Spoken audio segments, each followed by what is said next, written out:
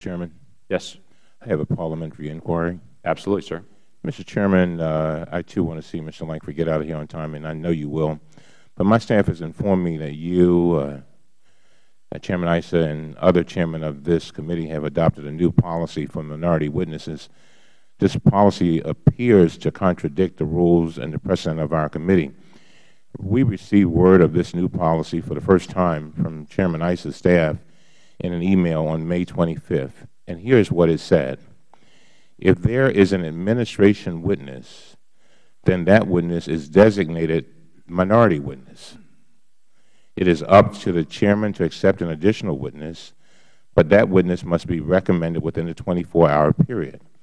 In other words, if you invite someone from the administration, that witness is somehow designated as our witness, although we didn't ask for him. For this hearing, we did not request an administrative witness. You did.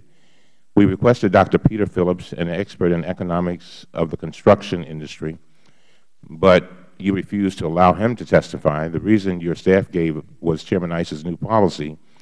They said we couldn't have our witness because you already invited administrative witnesses. Here's my inquiry. Has the subcommittee or the full committee formally adopted this policy? That we will have to determine. I'll have to get with Chairman Issa. I get a chance to chat about that specifically. Part of the issue as well, and I had this conversation with Ranking Member Connolly on it. So obviously we have 7 people on this panel already as well, 2 of those being administration officials, and I recommended to him at that time that the minority witness submit something at length for the record, and so we can get a chance to include that as well. Well, the only reason I'm asking this is because I think it sets a dangerous precedent, because quite often we're opposed to what the administration is doing. And so for people to be designated our witnesses, it creates a major problem. And so I just wanted to know that. And we just wanted to know on what basis did you deny Ranking Member Connolly's request to invite Dr. Phillips to today's hearing? What was the basis of that? The basis on that, obviously we had 7 people already, and 2 of those being administration officials that we thought would be very supportive and would be very clear to articulate that position as well. Just one other thing. Second parliamentary inquiry. Further, Mr. Chairman, this new policy is not only unfair and unprecedented, but it directly contradicts the rules of the House and the rules of our committee. Committee Rule Number 2 provides for, and I quote, witnesses from the minority may request, and it says not the majority, the minority. The same is true in the rules of the House. Mr. Chairman, it's an obvious point, but you can't just invite people to testify and claim that we invited them. Can you show the members any basis in the rules for this new misguided policy?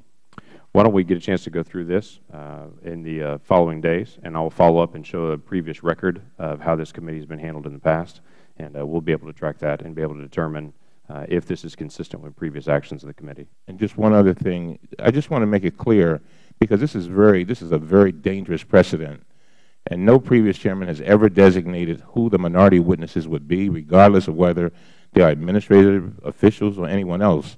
Chairman Issa's new policy is an extreme edict, and I'm aware of no other House or Senate committee with a similar policy.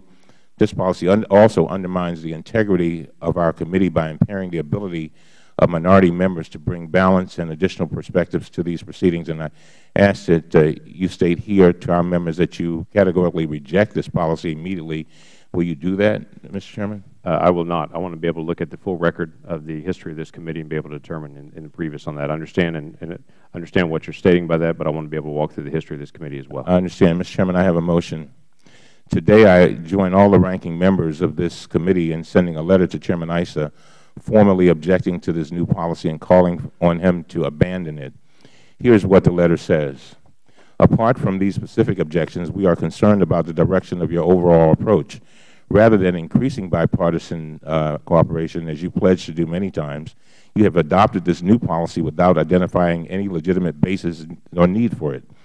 This leads to the unfortunate conclusion that you are more interested in holding hearings to advance your own personal political agenda rather than objectively gathering facts from a variety of sources to improve public policy. Mr. Chairman, I ask unanimous consent that this letter be entered into the record. Without objection. Thank you. Mr. Chairman. Yes, sir. By the way, we are very limited in the time that we have. This is a conversation that we can have after Mr. Gordon has already testified. It would allow him to be able to slip out and be able to hear a witness. I understand, but as the ranking member of the subcommittee, I have a further parliamentary inquiry following up on Mr. Cummings' inquiry. Was the Chairman suggesting that he believes there is precedent for the majority dictating to the minority who their witnesses would be at a hearing?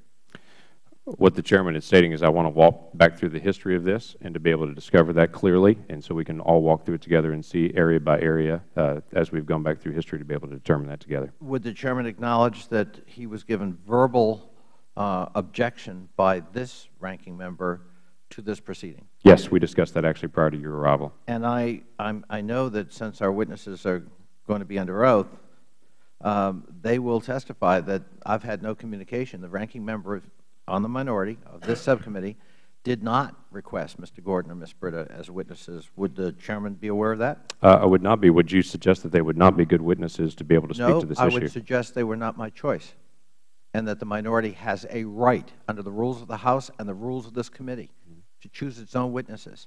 And this hearing is in violation of those rules, and I want to protest that publicly. I want the administration witnesses to understand that they're being used, and I want that on the record. Without objection.